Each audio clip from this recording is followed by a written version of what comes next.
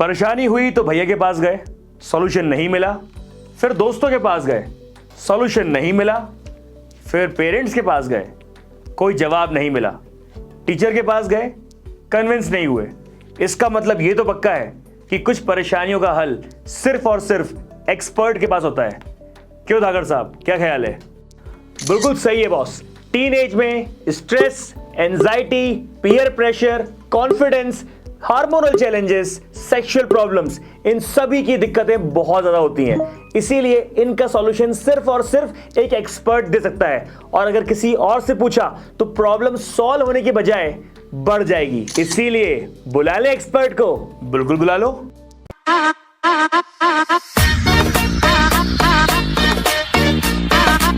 मेरे भाई का नाम क्या है? ये जो गर्लफ्रेंड बॉयफ्रेंड और ये ब्रेकअप, ये बहुत मतलब लगातार होते जा रहे हैं। तो उनको ना बहुत सारी दिक्कतें हो रही हैं, वो है हार्मोनल दिक्कतें जो होती हैं।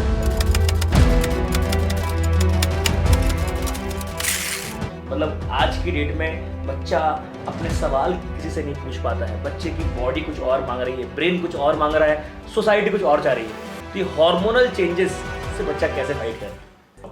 मैं हूं आपका अक्कड़ बक्कड़ राहुल धाकड़ और आज के इस पॉडकास्ट में लेके आया हूं आपके लिए ऐसे गेस्ट जो कि आपकी सारी समस्याओं को, जी हाँ, सारी समस्याओं को दूर करने वाले हैं। तो हमारे साथ है डॉक्टर नरेंद्र पटेल। ये वास्ट एक्सपीरियंस रखे हुए हैं मेडिसिन की फील्ड में। डॉक्टर साहब एम्स में भी थे और अभी फॉरेंसिक डिपार्टमेंट के प्रोफेसर हैं मेडिकल कॉलेज में। तो डॉक्टर साहब बहुत बहुत स्वागत है आपका हमारे इस पॉडकास्ट में। बच्चों को बहुत दिन से इंतजार था ऐसे इंसान का जो आए और उनकी सारी परेशानियों को दूर कर दे। वैसे बच्चे हमसे सवाल पूछते हैं कि सर इस परेशानी को कैसे दूर किया जाए, तो हम अपने एक्सपीरियंस के अकॉर्डिंग उनको आंसर देते हैं, लेकिन एक एक्सपर्ट के द्वारा जो लॉजिकल आंसर होता है वो अभी तक अवेटेड था। तो थैंक यू सो मच, आप हमारे पॉडकास्ट में आए। थैंक यू राहुल भाई, आपने मुझे बुलाया और इस शो में आके मैं अपने एक्सपीरियंस को आपसे शेयर कर सकता हूँ, क्योंकि मेरा मेडिकल प्रोफेशन की जो स्टूडेंट की लाइफ है वो भी लंबी है। जो लोग मेडिकल प्रोफेशन में हैं वो जानते हैं कि इसमें काफ़ी लंबे समय तक हमें पढ़ना होता है और ऐसे कई तनाव से गुजरना होता है और उन तनावों को रोज़ रोज़ फेस करना होता है। तो हम एक ब्रिज, राहुल भाई, एक ब्रिज बन जाएंगे कि हम उस एक्सपीरियंस को शेयर करें ताकि आपको वो जर्नी करना आसान हो जाए। क्या बात है, क्या बात है। तो बहुत मजा आने वाला है इस पॉडकास्ट में, तो जुड़े रहिएगा इस वीडियो से आखिर तक, क्योंकि इसमें सीखने के लिए बहुत कुछ है। क्योंकि हमारे पास बहुत एक्सपीरियंस डॉक्टर साहब है। तो डॉक्टर साहब, अगर आपको दिक्कत ना हो तो मैं ऐसे बैठ जाऊं?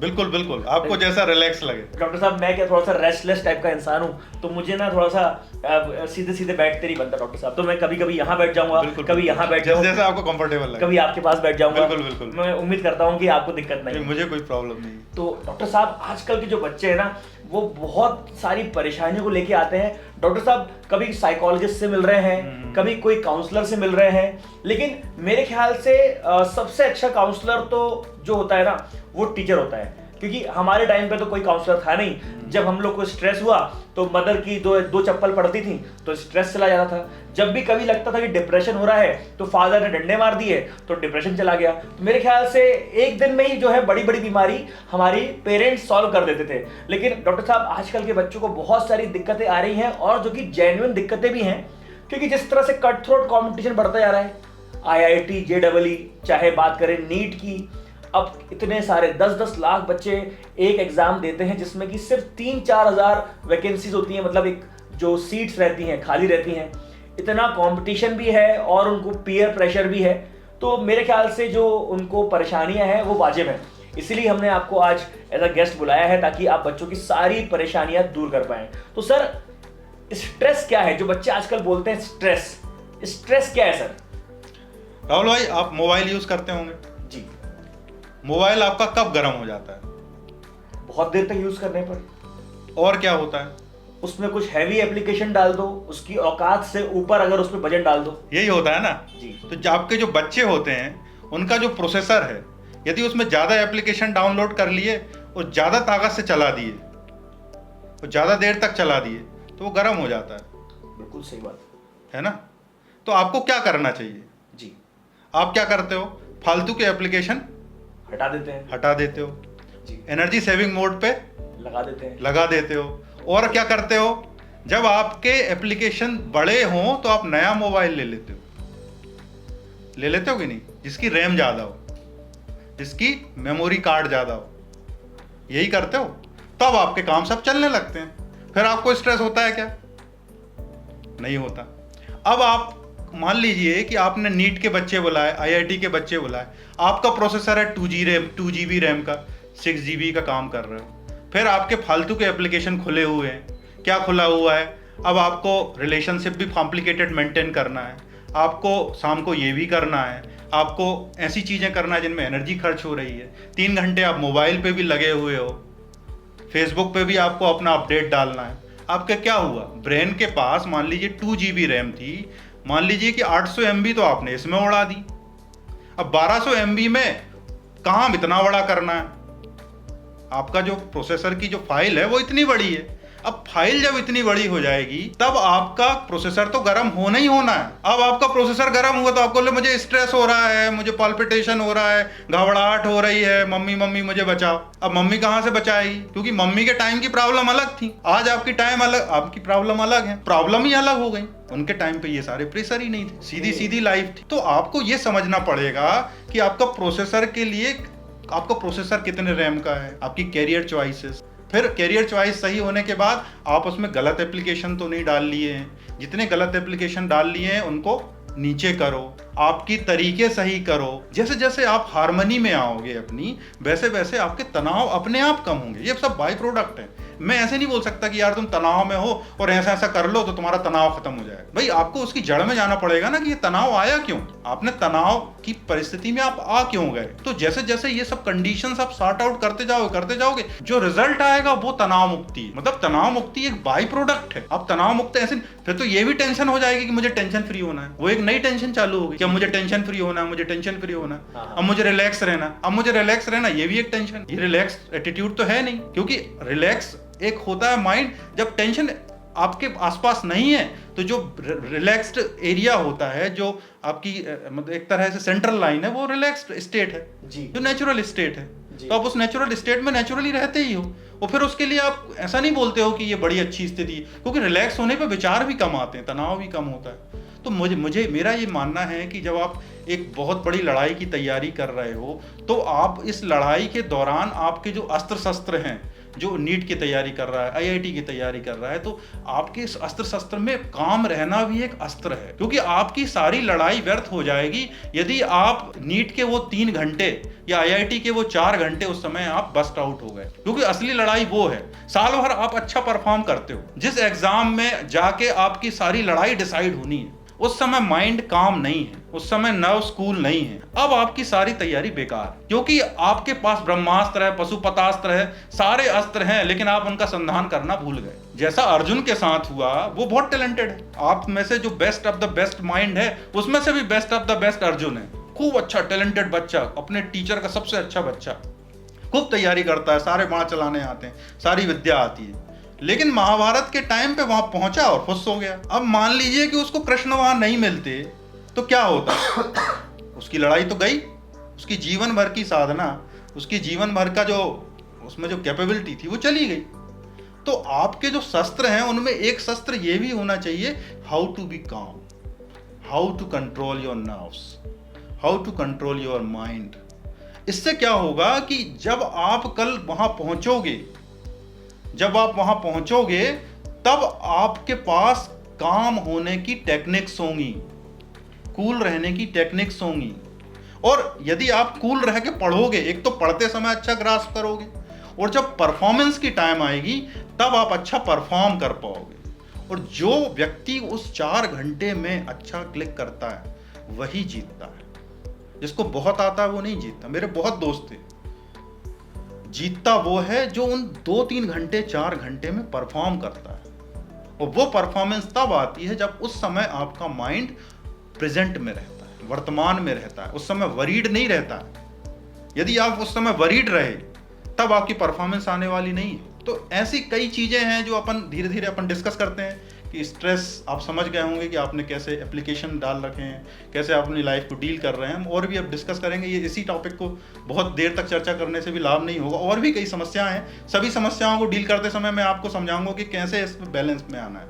बहुत बड़ी बात है डॉक्टर साहब ने बताई है कि मोबाइल के यूज से जिस तरह से उनने स्ट्रेस को रिलेट किया है मतलब कहीं ना कहीं एज अ स्टूडेंट मैं ये देखता हूं कि मैंने शायद अपनी औकात से ऊपर सब्जेक्ट ले लिए हैं, शायद मेरी काबिलियत कहीं और थी और मैं कहीं और दौड़ रहा हूं, और शायद मैंने आसपास के प्रेशर से या फिर किसी का सुनकर, किसी और को देखकर सोचता हूं कि उसके स्टाइल में पढ़ाई स्टार्ट कर दूं। मैं, मेरी स्टाइल कुछ और होनी चाहिए थी, मुझे अपनी स्टाइल समझनी चाहिए थी, लेकिन मैं किसी और की स्टाइल को कॉपी कर रहा हूं, तो शायद मुझे स्ट्रेस होना ही है। और सिर्फ स्टूडेंट्स के लिए नहीं, सर की बात सुन के लग रहा है कि मुझे बहुत फायदा होने वाला है। तो सर, ये जो इतनी लंबी जर्नी होती है कि यार 2 साल बाद हमें एक बड़ा एग्जाम देना है या 1 साल बाद हमें बड़ा एग्जाम देना है, तो पहली बात तो सबको पता है कि लाखों बच्चे देने वाले हैं, लेकिन इसमें कितने घंटे हमें पढ़ाई करनी चाहिए? यार ये जो घंटे वाला सवाल है ना, ये इसका कोई उत्तर देना तो पॉसिबल नहीं है, क्योंकि हर आदमी जो है उसकी स्पीड ऑफ माइंड, जीने का तरीका अलग अलग होता है। तो अपन ये बोल दें कि 6 आवर्स सफिशिएंट हैं, 8 आवर्स सफिशिएंट हैं, तो ये कोई थंब रूल तो मुश्किल है। पर एक चीज़ तो तय है ना कि भाई वैसे आप किसी बड़ी लड़ाई की तैयारी कर रहे हो, तो बड़ी लड़ाई के लिए यार बड़ा एफर्ट तो चाहिए होता है। तो इसका कोई थंब रूल तो नहीं दे सकते, लेकिन अब आप जब तैयारी कर रहे हो आईआईटी की, जहाँ 4000 लोग सिलेक्ट होने हैं और 4 लाख लोगों को देना है, और मैं बोलूँ कि यार तुम 2 घंटे पढ़ लो, तो फिर तुम जीनियस होने चाहिए कि तुम इतने तेज हो कि एक बार में ही देख लेते हो। तो ये जो थंब रूल है, ये कोई थंब रूल नहीं बना सकता, लेकिन लड़ाई इतनी बड़ी है तो आपको उतनी प्रिपरेशन के लिए उतने घंटे देने पड़ेंगे। तो मेरा मानना यह है कि यहाँ जैसे हमने बात की कि आपका मोबाइल गर्म ना हो, तो अपनी कैपेसिटी देखो। और योग में एक नियम सिखाते हैं कि धीरे धीरे बढ़ो, कंसिस्टेंसी बहुत इंपॉर्टेंट है, और धीरे धीरे स्ट्रेच करो। कभी आप किसी योगा टीचर से मिलना, वो आपसे कभी नहीं कहेगा कि एक दिन में 20 सूर्य नमस्कार करो, वो कहेगा बेटा आज 5 बन रहे हैं, आज 5 करो। कल लेकिन कहेगा अब आपने 5 कर ली, अब 6 करो। तो ये बहुत इंपॉर्टेंट है कि आपकी ब्रेन और नर्व्स जो हैं वो धीरे धीरे धीरे आप बहुत उनकी कैपेसिटी बढ़ा सकते हो। आप किसी की नकल करके एकदम से उसको कॉपी मत करो। आपकी कैपेसिटी मान लो 6 घंटे पढ़ने की है, तो आप 6 घंटे क्वालिटी टाइम अपना बिताओ। उसके बाद आप अपने रिश्तेदारों से मिलो, अपने घर वालों से मिलो। सारी चीज़ें आपके ब्रेन को रिलैक्स करती हैं। आप केवल बंद कमरे में बैठे रहोगे तो आपका ब्रेन जो है वो टेंस हो जाएगा। तो आपका अपने परिवार से मिलना भी ज़रूरी है, अपने दोस्तों से मिलना भी ज़रूरी है, आपकी नर्व्स को रिलैक्स करना ज़रूरी है, आपका खाना पीना भी ज़रूरी, सारी चीज़ें उसमें इन्वॉल्व होनी चाहिए। और जो स्टडी आवर्स हैं वो आप एक तो कंपटीशन की सीरियसनेस और आपकी कैपेसिटी के अनुसार उसको डिसाइड करें, और फिर धीरे धीरे रेज करें और एक ऑप्टिमम लेवल पे ले जाएं। जैसे आप बोलते हैं ना कि विकेट कब मिलता है, जब आप सही लाइन लेंथ पे बॉल डालते रहते हो। तो एक दिन आता है जब आपकी बॉल बिल्कुल सही होती है और बैट्समैन जो है चूक जाता है, तो विकेट मिल जाता है। कोई बहुत बड़ा उसमें रॉकेट साइंस नहीं लगता है। तो आप यदि आप सही स्पीड से गेंद डालते रहेंगे तब आपको विकेट मिलने ही मिलने हैं। आप विकेट के चक्कर में गेंद मत डालो, सही लाइन लेंथ पे गेंद डालो। तो आप ठंडे दिमाग से 6 घंटे 8 घंटे पढ़ रहे हो, ये ब्रेन यदि आपका अच्छा कैच कर रहा है तो उतने सफिशिएंट होते हैं किसी बड़े एग्जाम को क्रैक करने के लिए। बहुत ज़्यादा पढ़ने से नर्व्स जो हैं बहुत लंबे समय तक गर्म होती हैं, लंबे समय तक उन पर प्रेशर पड़ता है, उनको दूसरे इफेक्ट नहीं मिलते। तो वो जैसा मैंने पहले कहा कि आप आखिरी टाइम पे फेल हो जाओगे। यानी कई लड़के देखे हैं जो कि शुरू के से मान लीजिए कि आपकी 2 साल की आईआईटी की प्रिपरेशन है, तो शुरू के साल बहुत अच्छा पढ़ लेंगे, अगले साल 6 महीने पढ़ेंगे, फिर उनका सिस्टम फेल हो जाएगा। सिस्टम फेल क्यों हुआ? क्योंकि उनने जो फर्स्ट हाफ था वहाँ ओवर बर्डन ले लिया। तो नर्व्स जो हैं उनको आपने बहुत ज़्यादा ताकत लगा दी। बहुत ज़्यादा ताकत लगाने के बाद जब असली टाइम आता तब आपके पास ताकत नहीं बची, क्योंकि आपने जो ताकत लगाई वो आपकी नहीं थी, वो सोसाइटी का प्रेशर थी। वो आप लगाते गए लगाते गए लगाते गए, बस्ट आउट हो गए। और बस्ट आउट होना ज़्यादा डेंजरस है कंपटीशन में, कि जो आप इंजन फेल हो जाता है कि अब तो चला ही नहीं जा रहा, तो बहुत डेंजरस है। वो भी आखिरी के 2 महीने में, आखिरी के 3 महीने में। क्योंकि ये तो कंपटीशन की तैयारी, तो जो जैसा मुझे एक्सपीरियंस है, मैं से मान लो कि आज पेपर है और आज मैं सुबह भी फेल हो गया अपने माइंड से, तो मेरा कंपटीशन चला जाएगा। मेरी कल तक की प्रिपरेशन काम नहीं आएगी यदि मैंने आज सुबह, मेरा माइंडसेट सही नहीं है तो, और मेरी सारी तैयारी बेकार हो जाएगी। मुझे उस सुबह भी माइंड को काम रखना है ताकि मैं दोपहर की लड़ाई अच्छी लड़ सकूं। तो ये घंटे जो है बेटा बहुत एक जर्नी के द्वारा आपको खुद समझ आएंगे। ये आपको खुद ही समझना पड़ेगा कि आप किस लड़ाई के लिए जा रहे हो और आपको उसको कैसे फेस करना है। तो डॉक्टर साहब ने योगा का बहुत स्ट्रॉन्ग नियम दिया। आप लोग अगर जिम जाते हैं तो आपने भी जिम में ये नियम फॉलो किया होगा कि आप इकट्ठा 25 किलो का डंबल नहीं उठाते हैं, आप इकट्ठे बहुत सारी एक्सरसाइज नहीं करते हैं, आप धीरे धीरे अपनी बॉडी को ट्रेन करते हैं। और धीरे धीरे जो इंसान कंसिस्टेंटली ट्रेन करता है अपनी बॉडी को, उसको कोई भी माइलस्टोन अचीव करना मुश्किल नहीं लगता। तो वैसे ही अगर आपको लगता है कि आप 2 घंटे पढ़ना चाहते हैं, लगातार 2 घंटे नहीं पढ़ पा रहे हैं, अरे भैया 50 मिनट तो पढ़ोगे, 50 मिनट भी ना पढ़ो, 20 मिनट पढ़ लो। लेकिन अगर आपने पहले दिन 20 मिनट पढ़ा तो धीरे धीरे हर रोज सिर्फ 5-5 मिनट बढ़ाओ। जीवन बहुत लंबा है, संघर्ष अगर कोई इंसान कर रहा है तो मेरे ख्याल से उसके पास समय की कोई कमी नहीं है। समय बहुत देता है ऊपर वाला, ईश्वर ने समय बहुत दिया है, चाहे कितना ही बड़ा एग्जाम क्यों ना हो। लेकिन जो कंसिस्टेंसी से काम नहीं करता, ईश्वर उससे अपॉर्चुनिटी भी छीन लेता है और कंसिस्टेंसी भी छीन लेता है और सारी मतलब सक्सेस भी छीन लेता है। तो मेरे ख्याल से धीरे धीरे बढ़ने में फायदा है। सर, टाइम टेबल जो होता है as a student, time table कितना इंपॉर्टेंट है बच्चे के लिए? यार यदि कोई काम ऑर्गेनाइज तरीके से करना है तो उसकी एक योजना तो बनानी पड़ेगी, क्योंकि चूंकि हम यहाँ जिन लड़ाइयों की तैयारी कर रहे हैं उनके लिए एक विस्तृत योजना तो बनानी पड़ेगी। तो एक लॉन्ग टर्म प्लान, एक शॉर्ट टर्म प्लान होता है। लॉन्ग टर्म प्लान क्या होता है कि यार हमें जो 1 साल बाद एग्ज़ाम देना है तो हम एक काम करते हैं, 3 महीने में कोर्स पूरा कर लेते हैं, फिर अगले 2 महीने में फर्स्ट रिवीजन, अगले 2 महीने में सेकंड रिवीजन, ये करते हैं। तो ये लॉन्ग टर्म प्लान है। और एक शॉर्ट टर्म प्लान होता है जो हम डे टू डे बनाते हैं कि आज के दिन हमें इतना सवाल हल करने हैं, इतना इसको पढ़ना है। तो ये शॉर्ट टर्म प्लान है। तो यदि ये कोई कहे कि प्लानिंग ही नहीं चाहिए तो मैं तो नहीं बोलूँगा कि ये सही स्ट्रेटजी। प्लानिंग तो किसी भी बड़े काम को करने के लिए चाहिए होती है। फिर इसमें प्लानिंग कैसी होनी चाहिए? क्या एक कोचिंग मान लो बना देती है कि 12 घंटे पर डे पढ़ना है, इतने सवाल हल करने, क्या ये सही स्ट्रेटजी है? फिर उसमें वही बात है कि इंडिविजुअल आदमी अलग होता है, इंडिविजुअल फाइट का तरीका अलग होता है। हो सकता है कि उनके प्लान को आपकी बॉडी से मैच ना आ पाए, तो आपको अपना इंडिविजुअल प्लान बनाना पड़ेगा जिसके मास्टर आप खुद हो। हाँ, गाइडेंस आप ले सकते हो, आप अपने टीचर से गाइडेंस ले सकते हो, आप अपने करंट सीनियर से गाइडेंस ले सकते हो, अपने सिस्टर से गाइडेंस ले सकते हो जिन्होंने लाइफ में और बहुत सारी चीज़ें की हैं। वो आपको बताएंगे कि ये टाइम टेबल कैसे बनाना है। पर टाइम टेबल अल्टीमेटली आपको फॉलो करना है। और फिर यदि मान लो कि टाइम टेबल में आप कभी उसको फॉलो कर पाते हो, कभी फॉलो नहीं कर पाते हो, तो आपको उसमें रिलैक्स भी रहना सीखना होगा कि यार आज पूरा नहीं हो पाया तो कोई बात नहीं, कल उसको और बेटर करने की कोशिश करें। मतलब ये ऐसा नहीं होना चाहिए कि ये प्रेशर बन जाए कि टाइम टेबल नहीं फॉलो हुआ तो स्ट्रेस में आ गया, नींद ही नहीं आ रही। अब नींद नहीं आई तो अगला दिन भी ठीक नहीं जाएगा। नींद होना जरूरी है, रिलैक्स होना जरूरी है। तो टाइम टेबल तो जरूरी है, पर उसके साथ साथ ये समझ भी होना चाहिए कि एक तो ये मेरे अकॉर्डिंग हो, कितना मैं कर सकता हूँ फॉलो, कितना कैसे कर सकता हूँ। दूसरी बात यह है कि यदि मान लो ये किसी कारण से फॉलो नहीं हो पाता है तो उसका भी आपको स्ट्रेस नहीं लेना है कि ये फॉलो नहीं हुआ तो मेरी ज़िंदगी चली जाएगी। ज़िंदगी बहुत लंबी है, अगले दिन आप कर लोगे। और असली चीज़ तो यार कोई भी आप किसी भी सक्सेसफुल आदमी को देख रहे हैं ना, कंसिस्टेंसी इंपॉर्टेंट। आप किसी को भी उठा के देख लो, उसकी लंबी लड़ाई में एक बात खास रही होगी कि वो कंसिस्टेंट था। बहुत ज़्यादा time table, extensive time table बनाना, 12 घंटे 15 घंटे 8 दिन 10 दिन फॉलो किया और उसके बाद उसमें बैठ गए, उससे बेटर है कि 6 घंटे का फीजेबल या 8 घंटे का फीजेबल टाइम टेबल हो और उसको आप ज़्यादा समय तक ले पाएँ। क्वालिटी इंपॉर्टेंट है, क्वांटिटी उतनी इंपॉर्टेंट नहीं है। ऐसा तो मेरा तो यही एक्सपीरियंस। सर, मैंने एक मूवी में डायलॉग सुना है कि मेरा सिलेक्शन ना हो चल जाएगा, मेरे दोस्त का नहीं होना चाहिए। बहुत दुख होता है। मतलब ये पीयर प्रेशर ना बहुत भयंकर काम करता है। मतलब आधा इंसान तो दूसरे की सक्सेस देखकर ही परेशान रहता है, आधा बच्चा तो ऐसा है जो पूरे टाइम पूछता रहता है ना, कि तेरे कितने चैप्टर हो गए, तेरे टेस्ट में कितने नंबर आए। तो ये पीयर प्रेशर से कैसे हैंडल किया जाए सर, कैसे मैनेज करें पीयर प्रेशर को? यार पहले तो ये समझ लो यार कि दुनिया बहुत बड़ी है। दुनिया में क्या 8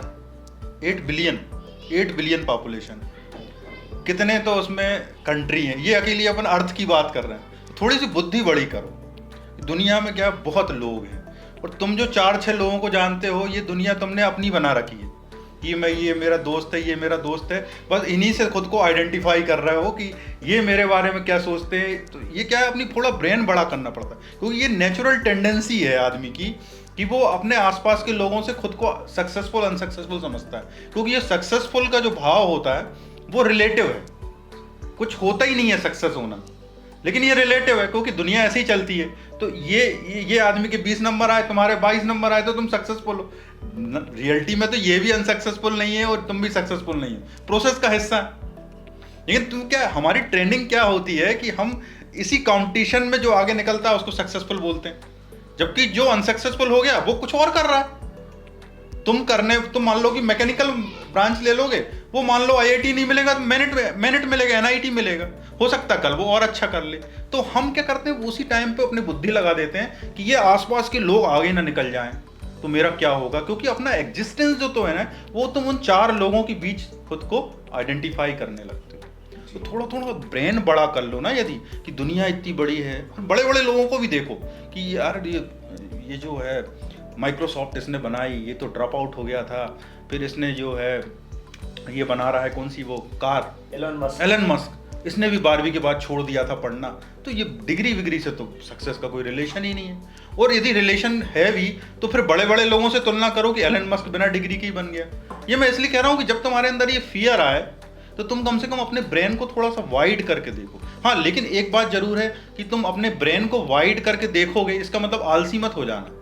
ये नहीं है कि मैं तो यार एलन मस्क है, वो तो ड्रॉप आउट हो गया था, तो तू क्या पढ़ रहा है, तेरे नंबर आते रहे, मुझे क्या फर्क पड़ता है। वो बेचारा मेहनत कर रहा है, थोड़े दिन में वो आगे निकल जाएगा। तो तुम उससे पॉजिटिवली एनर्जी लो कि भाई तुम्हारा फ्रेंड है, वो अच्छा पढ़ता है, तुमने उससे कुछ लर्न कर लिया, उसकी एनर्जी से कुछ गेन कर लिया। तुम जेलस के चक्कर में पढ़ोगे तो नेगेटिविटी तुम्हें खा जाएगी जी, ये बिल्कुल तय है। लॉन्ग टर्म में नेगेटिविटी तुम्हें सर्वाइव नहीं करने देगी, क्योंकि नेगेटिविटी के साथ विशेषता ये होती है कि वो दूसरे को प्रभावित बाद में करती है, पहले अंदर जलाती है, आपको प्रभावित करती है, क्योंकि आपकी रैम खा रही है। हाँ। आपके जो एप्लीकेशन जंक एप्लीकेशन है वो आपकी रैम को खा रहे हैं। क्या बात है, हर पूरी लाइफ को मतलब सर ने एक मोबाइल से कनेक्ट कर दिया है। आप दिन रात मोबाइल यूज कर रहे हो, मैं उस भाषा को ही यूज करूंगा तभी समझ आएगी। सही है। ऐसा एप्लीकेशन आपने अपने अंदर अपलोड कर रखा है जो बाकी के एप्लीकेशंस को क्या कर रहा है, जला रहा है। जेलस क्या कर रही है, जला रही है एनर्जी। लेकिन यदि आपने इस एनर्जी को समझ लिया तो आपका जो फ्रेंड है जिससे आप जल रहे थे वो आपकी पावर बन गया। क्यों? क्योंकि ये क्यूमुलेटिव 1 और 1 11 हो गए। क्या बात, अभी क्या हो रहा था 1 - 1 0, अब क्या हो रहा है 1 + 1 2 या 1 and 1 11। क्या बात, तुम्हारी पावर बढ़ गई। क्यों? तुमने जेलस नहीं, अब तुम उसकी एनर्जी को यूटिलाइज कर रहे हो। उसमें क्या पावर है, 5 बजे उठ जाता है, अब तुम उसको देख के 5 बजे उठ सकते हो, क्योंकि तुम अकेले नहीं उठ पाते। उसकी एनर्जी तुम्हें फोर्स दे रही है, तुम उससे जल नहीं रहे हो, उसकी एनर्जी से खेल रहे हो, एंजॉय कर रहे हो। क्या बात, मतलब ये मैं भी इमेजिन करता हूँ अगर बाय चांस मैं ग्रेड 12 में वापस पहुंच जाऊं, है ना, तो और मेरा आईआईटी का रिजल्ट आने वाला है, अगर मेरा सिलेक्शन अकेले का हुआ तो मेरे साथ सेलिब्रेट करने वाला कौन रहेगा, मेरी खुशी में डांस करने वाला साथ में कौन रहेगा, क्योंकि मेरे दोस्त का तो हुआ नहीं, तो दोस्त तो उदास बैठा रहेगा कि मेरे दोस्त का हो गया और मेरा तो हुआ नहीं, तो मैं क्या अकेले सेलिब्रेट करूंगा क्या। लेकिन अगर हम दोनों का सिलेक्शन होता है तो हम दोनों तो सर डीजे पे बिल्कुल आग लगा देंगे, मजे कर सकेंगे, फ्लोर तोड़ देंगे। तो ऐसे किसके साथ मजे करो, वही साथ में सक्सेस पाने का मजा ही अलग है। और सर लेकिन ये क्या किया जाए सर, एक अभी सोसाइटी में एक बड़ी दिक्कत आ गई है, यहाँ से पेरेंट्स एग्रेसिव हो रहे हैं, वहां से टीचर की एक्सपेक्टेशन है। ये जो पेरेंट्स और टीचर का जो धमा चौकड़ी मची हुई है, इस बीच मतलब हमें टकराना किसी से नहीं है, ना हम पेरेंट्स से टकरा सकते हैं, ना ही हम टीचर को कुछ बोल सकते हैं। दोनों को कन्विंस करना है, दोनों को सेटिस्फाई करना है, और हमारा जो खुद का जो हमारा एक विजन है उसको भी अगर क्लियर करना है तो उसके लिए क्या तरीका है। ये सबसे पहले इंपॉर्टेंट कौन है, तुम खुद। तुम्हारे मम्मी पापा बेचारे जो हैं वो, उनको मैं ब्लेम भी नहीं करना चाहूँगा कि वो भी एक सोसाइटी के प्रेशर के मारे हैं। तुम्हारा टीचर जो है, तुम्हारा कोच है, उसके ऊपर अपने प्रेशर है, वो अपना काम कर रहा है। तो सबसे बड़ा फोकस क्या है यार, तुम अपना काम करो, क्योंकि शाम को जब अपन सोएं तो अपनी नींद ये आए कि यार हम अपना काम ईमानदारी से कर रहे हैं। मम्मी पापा जो हैं हमारे वेल विशर, समटाइम्स उनकी एडवाइस आपके हिसाब से गलत भी हो सकती है, क्योंकि वो जनरेशन गैप है, 20 साल का गैप है, उनको कुछ और बात समझ आती है, आपको कुछ और बात समझ आती है, लेकिन उनकी जो इंटेंशंस हैं वो गलत नहीं। तो अपने अंदर उनके लिए अपने को नेगेटिविटी नहीं लानी है कि मम्मी गलत है, पापा गलत है। टीचर भी जो है वहाँ अपना काम कर रहे हैं तो उनके लिए भी नेगेटिविटी लानी, लेकिन फोकस कहाँ करना, फोकस करना सेल्फ पे। जो आदमी सेल्फ पे फोकस करेगा वो लॉन्ग टर्म सर्वाइव करेगा। मम्मी पापा से आपको एनर्जी मिल रही है, टीचर से एनर्जी मिल रही है, लेकिन फोकस कहाँ करना? सेल्फ पे। सेल्फ आप जानते हो कि आप कितनी मक्कारी कर रहे हो, कोई किसी को बताने की जरूरत नहीं है। हर स्टूडेंट जिसमें भी 10वीं क्लास में आ गया, 8वीं क्लास में, इतनी कॉन्शियसनेस डेवलप हो जाती है कि आज मैंने कितनी मक्कारी की, 1 घंटे मक्कारी की, 2 घंटे मक्कारी। तुम ये अपनी मक्कारी के प्रेशर डालो कि ये मक्कारी कम हो, ईमानदारी बढ़े। ईमानदारी किससे? खुद से। जितने तुम सेल्फ के लिए ईमानदार होते जाओगे, तुम्हारी सक्सेस की पॉसिबिलिटी, तुम्हारी सक्सेस क्यों आएगी? इसलिए आएगी कि तुमने ईमानदारी से काम किया। तो जो आपकी जो सक्सेस आती है वो बेसिकली आपके सेल्फ के काम से ही आती है, जो आपने खुद के ईमानदारी पे फोकस किया, जहां आपने खुद पे काम किया, उससे नहीं आती कि मम्मी पापा ने कितना प्रेशराइज किया। तो जो पीयर प्रेशर है, उस प्रेशर को खुद पे ना लेते हुए खुद की जो परफॉर्मेंस है, जो जो लूप होल्स हैं, जो जो लेकुनाई हैं, आप केवल उनको फिल करके नेचुरली आगे बढ़ते रहो। और यदि इस बीच में मम्मी पापा कुछ बोलते भी हैं तो उनको बोलने दो, ज़्यादा उनको माइंड पे मत लो, तभी आप लॉन्ग सर्वाइव कर पाओगे। और सर मैं अब जो है ना बहुत ही ज्वलंत मुद्दा उठाने वाला हूँ, क्योंकि जो बच्चे हैं हमारे वो 16 साल, 17 साल, 18 साल, 19 साल के बच्चे हैं, तो उनको ना बहुत सारी दिक्कतें हो रही हैं जिनसे मैं आज भी जूझ रहा हूँ। वो है हार्मोनल दिक्कतें जो होती है ना, मतलब आज की डेट में बच्चा अपने सवाल किसी से नहीं पूछ पाता है, बच्चे की बॉडी कुछ और मांग रही है, ब्रेन कुछ और मांग रहा है, सोसाइटी कुछ और चाह रही है। तो ये कैसे मैनेज करें? मैं तो मैनेज आज भी नहीं कर पा रहा हूँ। तो मैं ये सवाल का जो आंसर जो आपका रहेगा वो बच्चों की प्रॉब्लम भी सॉल्व करेगा और मेरी प्रॉब्लम भी सॉल्व करेगा। तो ये हार्मोनल चेंजेस से बच्चा कैसे फाइट करे? ये जो एज ग्रुप जिसको हम अभी बात कर रहे हैं, उस एज ग्रुप में ये एक बहुत बड़ी समस्या है, लेकिन आपको ये समझना है कि यही आपकी असली ताकत है। ये समस्या भी है और आपकी ताकत भी है। एक एजेड आदमी और आप में क्या अंतर है? क्योंकि आप ऊर्जा से भरे हुए हो। और ये ऊर्जा से भरे हुए क्यों हो? क्योंकि आपकी ये सब चीजें फ्रेश हैं, आपके हार्मोन्स फ्रेश हैं, आपकी ऊर्जा फ्रेश है। तो जो आपकी काम ऊर्जा, जिसको सेक्सुअल एनर्जी की बात कर रहे हैं, सबसे प्रोमिनेंट एनर्जी, यही वो ऊर्जा है जो आपको दुनिया भर के भटकाव में फंसा देती है, क्योंकि ये पावरफुल एनर्जी है और ये बायोलॉजिकल डिमांड है। और हम जो काम कर रहे हैं वो नॉन बायोलॉजिकल है, पढ़ाई करना है, उसमें एनर्जी को लगाना है। लेकिन हम सोसाइटी से अलग तो चल नहीं सकते, आपको ये करना तो पड़ेगा ही। मैं आपसे बोलूं कि नहीं, पहले बायोलॉजिकल डिमांड पूरी कर लो, बाद में पढ़ लेना, तो पहले जमाने में हमने एग्जाम्पल देखे थे कि गांधी जी की शादी जल्दी हो गई थी, लाल बहादुर शास्त्री की शादी जल्दी हो गई थी, फिर उन्होंने 18 साल की उम्र में फिर वो पढ़ाई करने गए, फिर उन्होंने इतने ग्रेड लाए, अम्बेडकर ने इतने ग्रेड लाए, फिर इतना ग्रेड लाए। बहुत, क्योंकि उन लोगों के साथ क्या था कि वो समय अलग था। तो ये सलाह देना कि ये एनर्जी जो है आपको डिस्ट्रैक्ट कर रही है, तो इस एनर्जी को पहले अपन समझ लें, तो इतना आपके पास टाइम नहीं है। आपकी कैरियर का वो प्रीशियस टाइम निकल जाएगा जो अभी पढ़ाई में लगना चाहिए। तो आपको इस एनर्जी को डील करना समझना है, इस एनर्जी को एनर्जी की तरह से सीखना है। आपको चाहिए ऐसे लोग जो एक्सपीरियंस्ड हो। तो आपके अंदर पहली चीज़ तो ये है कि यदि सेक्सुअल एनर्जी आ रही है तो इसके बारे में ये समझना है कि इसमें कुछ गलत नहीं आ रही। पूरी दुनिया को आती है, बायोलॉजिकल है, नहीं आएगी तो गलत हो सकता है, क्योंकि आपकी बॉडी में हो सकता है कि कोई डिसीज हो, कोई पैथोलॉजी हो, तभी आपके हार्मोन्स ठीक से काम नहीं कर रहे हैं। तो आपके अंदर सेक्सुअल एनर्जी होना तो बड़ी अच्छी बात है कि एटलीस्ट आपके अंदर एनर्जी है।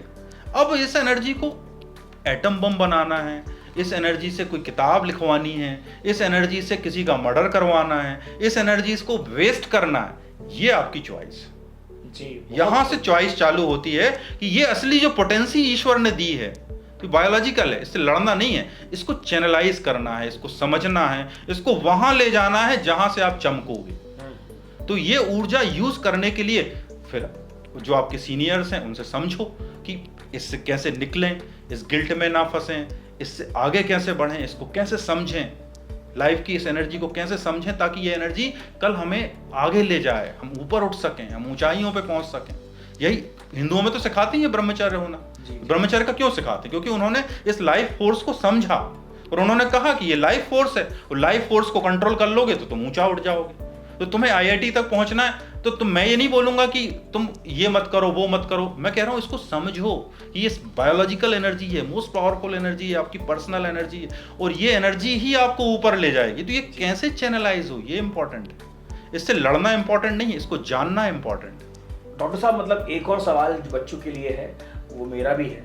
ये जो गर्लफ्रेंड बॉयफ्रेंड और ये ब्रेकअप, ये बहुत मतलब लगातार होते जा रहे हैं। तो मतलब मैं तो अभी तक कोशिश कर रहा हूँ कि कैसे फाइट किया जाए। कई बार अपन हाई हो जाते हैं इस चीज़ से, कई बार लो हो जाते हैं, तो कैसे इन चीज़ों से जो कि होना ही है हमारे साथ, इनसे कैसे फाइट की जाए। एक तो हम एक्चुअली ये वीडियोस जिन पॉपुलेशन के लिए बना रहे हैं, जनरली वो लोग किसी कंपटीशन की तैयारी कर रहे हैं, वो बहुत ज़्यादा ब्रेकअप रिलेशनशिप्स अफोर्ड भी नहीं कर सकते, इतना टाइम नहीं है उनके पास कि वो मल्टीपल रिलेशनशिप्स को हैंडल कर सकें।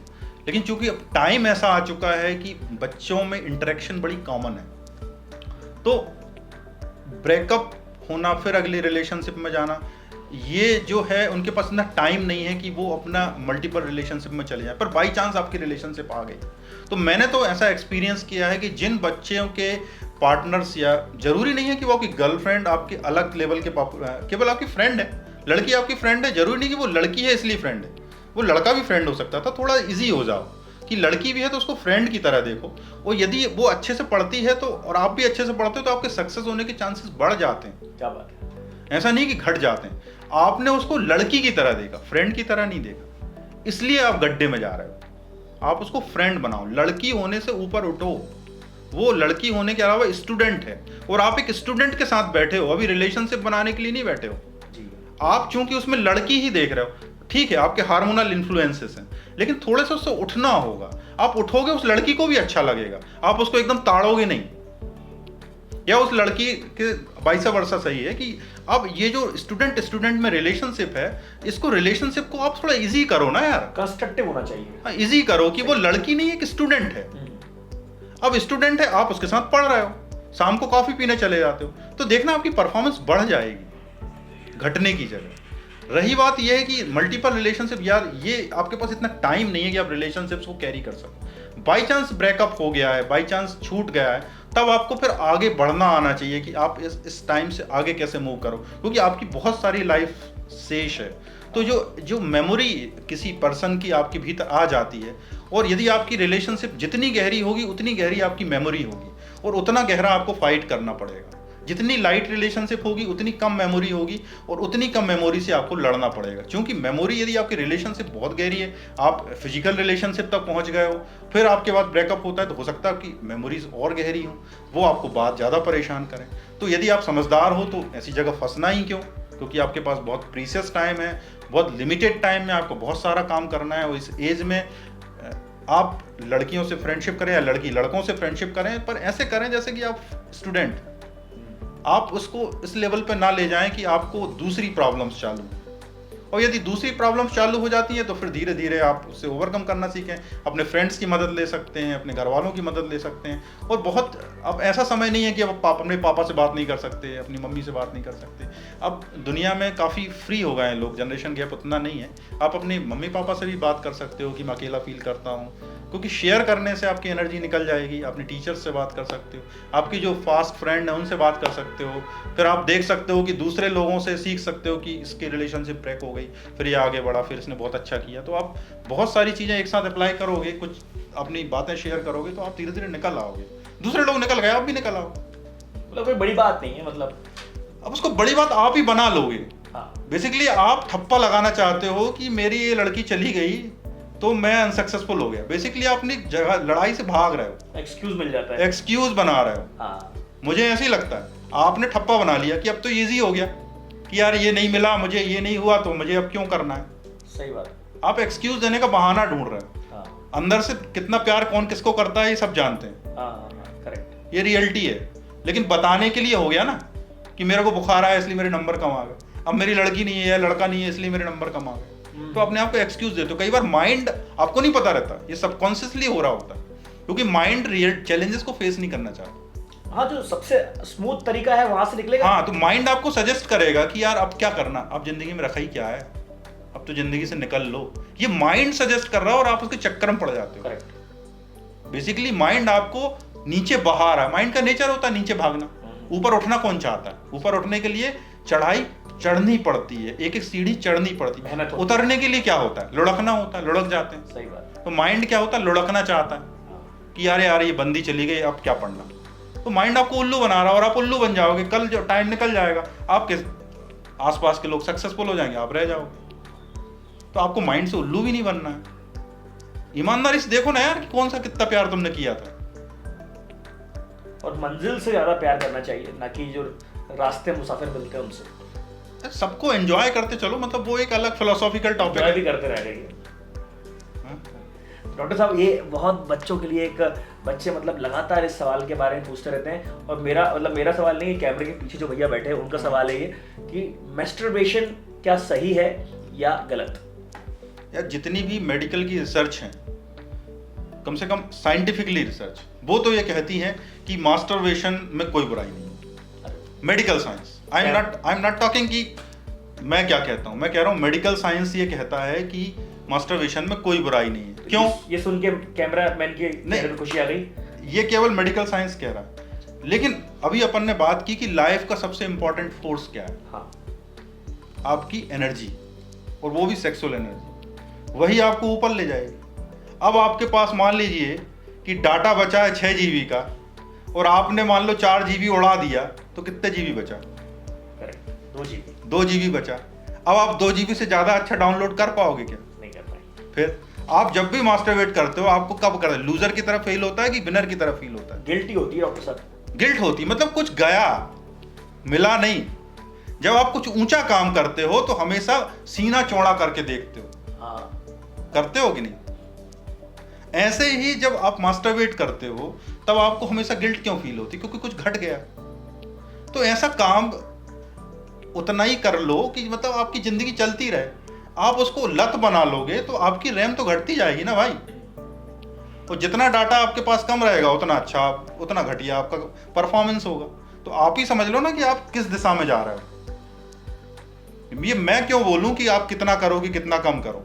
आप ही देख लेते हो कि भाई आज आपने इतना इतना किया तो आपकी एनर्जी घट गई, पढ़ने में मन नहीं लग रहा है, आपने इतना इतना किया तो आपकी एनर्जी बच गई। अब कुछ लोग क्या करते हैं कि इसको रिलैक्स होने का तरीका बना लेते हैं कि बोले इसके बिना तो मुझे नींद ही नहीं आती, रोज करेंगे और सो जाएंगे। तो एक ट्रैंक्विलाइजर की तरह बना लिया, आदत पड़ गई। लेकिन क्या होता है, ये आप गलत दिशा में जा रहे हो, ये आप उसको आदत बना रहे हो, आप उसको जस्टिफाई कर रहे हो। वंस इन ए वाइल जब बायोलॉजिकल नीड है, इजी तरीका है अपने हार्मोन्स को रिलीज करने का, आपने कर लिया, आपको कुछ होगा भी नहीं। लेकिन आप इसको जितना फ्रिक्वेंटली करने लगोगे, जितनी इसकी आदत डालते रहोगे, आपकी ऊर्जा इसमें खर्च होने लगेगी। आप खर्च हो जाओ, चुक जाओगे, फिर आप थके हुए रहोगे। तो आप बड़े काम नहीं कर सकते, बड़े चैलेंजेस नहीं ले सकते, आपकी एनर्जी कम होगी। फिर आपको ही डिसाइड करना ना, आपको एनर्जी ज्यादा चाहिए कि कम चाहिए। मतलब सीधी बात यह है कि it is a part of life. इसको प्रायोरिटी पे जो इंसान रखेगा वो परेशान हो जाएगा। सर ने बताया कि इसी से न्यूक्लियर वेपन भी बन सकता है और इसी से आप किताब भी ले सकते हैं। मतलब ये बहुत बड़ी पावर है ये, है ना। अब ऐसा ना हो कि आप इस गलत पावर को किसी गलत चीज में यूज कर लें। तो ये पावर है, इसको सेकेंडरी रखिए लाइफ में, इससे बहुत कंस्ट्रक्टिव काम हो सकते हैं आपकी लाइफ में। तो इट शुड बी कंट्रोल्ड।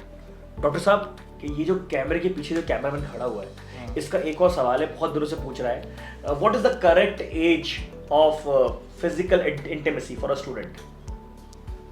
आप इसमें स्टूडेंट क्यों लगा रहे हो? Correct age. स्टूडेंट तो ग्रेजुएशन भी कर रहा है, स्टूडेंट तो पोस्ट ग्रेजुएशन भी कर रहा है। लेकिन बच्चा बड़ा कंफ्यूज होता है। अब वो अपने सीनियर से कुछ कहानी सुन के आता है, अब स्कूल में और कोचिंग में बैठा रहता है, अब सीनियर जो है उसे एक गलत इनपुट देता है और बच्चा कंफ्यूज हो जाता है। मतलब इस बारे में डिस्कस करना बहुत जरूरी है। आप ये बताइए ना कि एक बच्चा जो यूके में है, हाँ, वो बच्चा तो 11th क्लास में फिजिकल रिलेशनशिप बना लेता है और वहाँ ये नॉर्मल माना जाता है। उसको कोई तूल भी नहीं देगा कि तुमने क्यों बना ली। इंडिया में जो है अभी तक ऐसी स्थिति है कि यदि आप 12th क्लास में रिलेशन बना के आओगे तब जो है आपके घर वाले डांटेंगे तो आपको डर लगेगा कि आपने बनाया कि क्यों बनाया। बायोलॉजिकल डिमांड क्या कहती? बायोलॉजिकल तो कहती है कि आप बड़े हो गए, you can do. Social demand अलग अलग है, इंडिया की अलग है, आपके घर की अलग है, हर घर की भी अलग है। किसी के घर के कुछ पढ़ने हैं, किसी घर के कुछ पढ़ने हैं। वेस्टर्न कंट्रीज की अलग है, यूके की अलग होगी, यूएस की अलग होगी। तो हम इस फंडे को ऐसे सोचें कि अब ये करना चाहिए, ये तो हो ही नहीं सकता। हाँ, लेकिन क्या है, एक पर्सनल एक कंडीशन होती है कि अब आपके कंडीशन एक ऐसी आ चुकी है कि आप रिलेशन बना सकते हो। अब रिलेशन बनाने के साथ साथ दो चीज़ें हैं। एक तो सोशली क्या आप इस रिस्पॉन्सिबिलिटी को कैरी कर सकते हो? क्या इस आपने मैच्योरिटी रिलेशन बनाए हैं? क्या ये आप हल्के में बना ले? क्या आप इस एनर्जी को हल्के में ले रहे हो?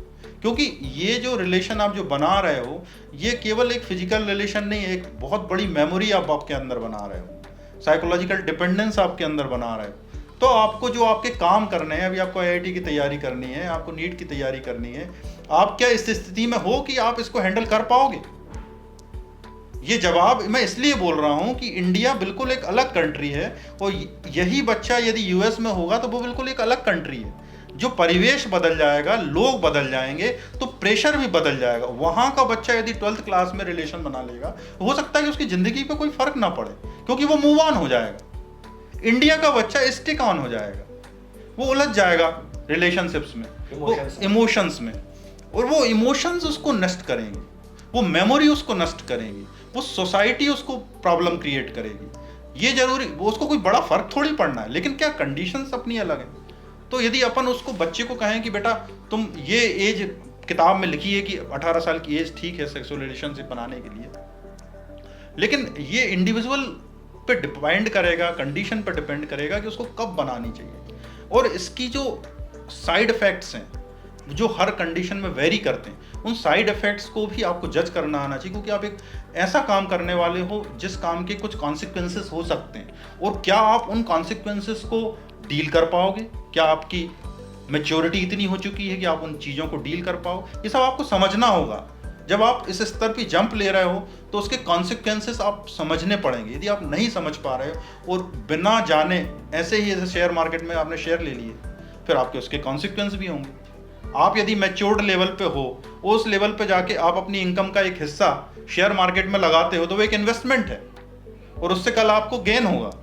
और यही आप कम उम्र में हो, आपके पास पैसा नहीं है, आपने 4 लोगों से पैसे ले लिए और शेयर मार्केट में लगा दिए, क्या होगा? आपका बेड़ा गर्क हो जाएगा, क्योंकि यदि मार्केट डाउन चला गया तो आप तो गए। तो ऐसे ही है, मैच्योर्ड एज में रिलेशनशिप बनाना आपके लिए खतरे से खाली नहीं है, खासकर हमारे कंट्री में जहाँ कंडीशंस अलग हैं। तो इन रिलेशनशिप्स को उससे बचें, क्योंकि ये मेमोरी बहुत स्ट्रांग होती हैं और ये आपको ऊंचा काम करने से रोकती हैं, फंसा देती हैं। वेस्टर्न कंट्रीज में उसका उल्टा भी हो सकता है। तो डॉक्टर साहब, अभी जो बच्चा होता है, हमारा स्टूडेंट होता है, वो कई बार दोराहे पे खड़ा हो जाता है। उसके पास 2 ऑप्शन रहते हैं हमेशा, ये चूज करूं या ये चूज करूं, इस पर जाऊं, इस पर जाऊं। और ये सब चीजें डिसीजन लेना है उसको। पूरी बैकग्राउंड में जितने लोग खड़े हुए हैं, शर्मा जी का लड़का, मम्मी, मौसी की लड़की, कजिन्स, फ्रेंड्स, पेरेंट्स, टीचर्स, इन सब का प्रेशर होता है डिसीजन लेने में।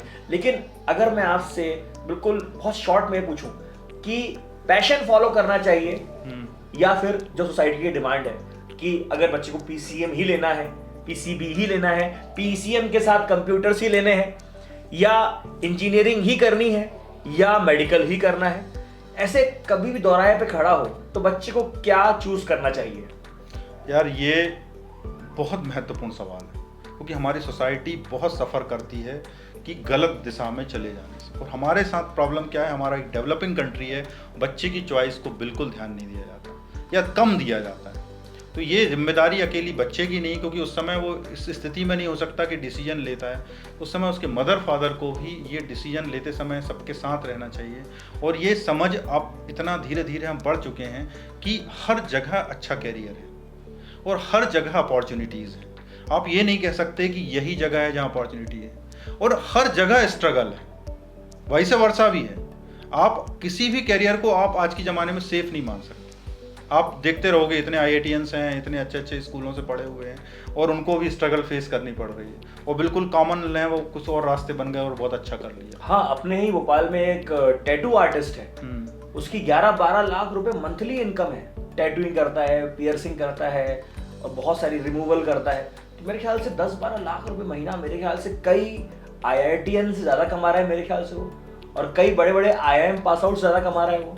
और वो कुछ नहीं है, एक सिंपल सी BCom डिग्री है उसके पास, वो बिल्कुल एक नॉर्मल कॉलेज से। उसने बस अपना पैशन फॉलो किया और वो आगे बढ़ गया। और ऐसे कई लोग हैं जो पैशन फॉलो करते हैं, लेकिन शायद उसमें वो जान जो ज़रूरी है वो डाल नहीं पाते समय के अकॉर्डिंग, क्योंकि हर फील्ड की एक डिमांड होती है, समय के अकॉर्डिंग डायनामिक्स चेंज होते जाते हैं, उसके अकॉर्डिंग उनको डिसीजन लेने पड़ते हैं, वो नहीं ले पाते हैं। तो बिल्कुल सही बोला आप लोगों ने कि ये बहुत ही एक वैसा सवाल है कि इसमें कुछ कहा नहीं जा सकता। बंदे को जिस भी जगह जाना है, चाहे वो पैशन फॉलो करे, चाहे प्रेशर फॉलो करे, मेरे ख्याल से उसको बहुत जोर से मेहनत करनी चाहिए। एक्चुअली एक चीज और होती है कि आपको अपना टाइप समझ में नहीं आता, हाँ आप कंफ्यूज होते हो। सोसाइटी जितनी कंफ्यूज करती है वो तो अपनी जगह है, लेकिन अल्टीमेटली तो आप खुद कंफ्यूज है, आप ही नहीं जानते। जैसे मछली है, अब मछली मान लो पानी में तैर रही है तो अच्छे से तैरेगी, आप बोलोगे दीवार पे चढ़ तो बिल्कुल नॉन टैलेंटेड हो जाएगी। ऐसे ही छिपकली है, दीवार पे चढ़ रही है, उससे बोल दोगे पानी में तैर, नहीं तैर पाएगी। तो बेटा जो भी बच्चा है उसको थोड़ा सा क्या है, खुद को भी टाइप समझना चाहिए कि तुम टाइप तुम्हारा क्या है, नकल नहीं, टाइप क्या है। जैसे मैं बताऊं आपको कि 4 तरह के लोग होते हैं इंडियन माइथोलॉजी में, 4 तरह के लोग बताए गए, उसी हिसाब से हमारा इंडियन सिस्टम बना, वर्ण व्यवस्था जिसको बोलते हैं। कि एक आदमी वो होता है जो इंटेलेक्चुअल होता है, जो चीज़ों को खोजता है, उसका टाइप होता है ब्रेन ही ब्रेन में जीता है वो, तो वो चीज़ों को खोजता, साइंटिफिक माइंड जिसको हम बोलते हैं। फिर एक टाइप जो होता है जो हम पैसा कमाने की तरफ डायरेक्शन में जाता है। एक टाइप वो होता है जो पावर ओरिएंटेड होता है कि मैं पैसा मिले ना मिले, नॉलेज मिले ना मिले, मेरी चलनी चाहिए पावर, है ना। एक जमाने में राजाओं की पावर होती थी लड़ाई करने से, आजकल इंटेलेक्चुअल पावर होती है। फिर एक आदमी होता है जो जिसमें कोई स्किल होती है, जो अपने काम में ही खुश रहता है, उसको ना बहुत ज़्यादा पैसा चाहिए, ना ज़्यादा पावर चाहिए, ना इंटेलेक्चुअल है, वो अपना काम कर रहा है, खुश है। ये 4 टाइप हमारे यहाँ बताए गए जी। तो ये जो टाइप होता है पर्सन का, ये बड़ा इंपॉर्टेंट है, इससे लड़ना नहीं है। ऐसा पाया गया है कि रिसर्च में कि आदमी के 4 ही टाइप होते हैं, 4 ही टाइप का आदमी होता है। तो अपने टाइप को समझना है कि तुम किस टाइप के हो। फिर ये भी समझना है कि कोई भी आदमी ऊपर नीचे नहीं है। हम क्या सोचते हैं क्योंकि आईएएस बन गया वो ऊपर है, हम आईएएस नहीं बन पाए हम नीचे हैं, या कोई आईआईटीएन हो गया तो ऊपर है। ये ऊपर नीचे का जो कंसेप्ट है ना, ये गलत डिसीजन दिलाता है। क्योंकि हम सोसाइटी हमारी कहाँ ड्राइव करती है, जो चमकता है ऊपर, तो हम सब क्या बनना चाहते हैं, जो चमकता है। जबकि वो जो चमक रहा है वो जल भी तो रहा है, वो उतनी परेशानियां भी झेल रहा है। तो हमारे जो डिसीजन है, यदि केवल इस चमक से प्रभावित रहेंगे तो हम सही खुद को जज नहीं कर पाएंगे, क्योंकि हम सोसाइटी द्वारा ड्रिवन है, हम खुद के द्वारा ड्रिवन नहीं है। और आपका जो रियल ड्राइविंग फोर्स है वो आप खुद को देख सकते हो कि यार मेरा जो जजमेंट है वो पैसे कमाने की तरफ है, बिजनेस माइंड है, मेरा जजमेंट जो है वो इंटेलेक्चुअल माइंड है, मेरा जजमेंट है स्किल ओरिएंटेड है, मेरा जजमेंट जो है इस टाइप से। जो आप अपने आप को जज करोगे ना, तो आप बेटर तरीके से डिसीजन ले पाओगे, डिसीजन टेकिंग आसान होती चली जाएगी। और आप इस तरह से जब डिसीजन टेकिंग लोगे, तो जब आप कंपटीशन की तैयारी करोगे तो आपकी कंपटीशन तैयारी कंपैरेटिवली ईजियर होगी, क्योंकि आप अपनी ऊर्जा के बहाव के अनुसार काम कर रहे हो, अननेसेसरी सोसाइटी के प्रेशर में काम नहीं कर रहे हो। सर, एजुकेशन सिस्टम पिछले कुछ सालों में बहुत अलग तरह से फैल गया है। आप क्या कहते हैं, मतलब एज ए डॉक्टर आपने बच्चों की परेशानियां भी देखी हैं, आपने लोगों की बीमारियां भी देखी हैं, तो आपको क्या लगता है, ऑफलाइन एजुकेशन या ऑनलाइन एजुकेशन? अभी पिछले 2 साल से तो ऑनलाइन एजुकेशन मजबूरी थी, लेकिन एजुकेशन जिस दिशा में जा रही है, डिग्री की वैल्यू गिरेगी, गिर रही है, आप भी देख रहे हो। जो डिग्री पहले जितनी वैल्यू रखती थी उतनी नहीं रख रही। तो आज क्या इंपॉर्टेंट है, स्किल। आपके पास स्किल है तो आप सर्वाइव कर जाओगे, आपके पास स्किल नहीं है आप देखते रह जाओगे। और जो वेस्टर्न कंट्रीज में जो कंपनियां हैं वो तो स्किल ही देखती हैं, वो तो ये भी नहीं देखती कि आप किस यूनिवर्सिटी से किस डिग्री को लेके आए हो। तो आप ये सोच रहे हो कि ऑनलाइन होके आप स्किल सीख सकते हो, तो आप बहुत ही जीनियस आदमी हो। लेकिन मुझे ये लगता है कि जब आप कॉलेज जाते हो, 4 लोगों से मिलते हो और आप रियल में उसको देखते हो, तो आपकी स्किल बढ़ती है, घटती नहीं, बढ़ती है। तो आपके मल्टी डायमेंशनल, क्योंकि कुछ चीज़ें जो है वो बोली नहीं जा सकती, वो महसूस की जा सकती।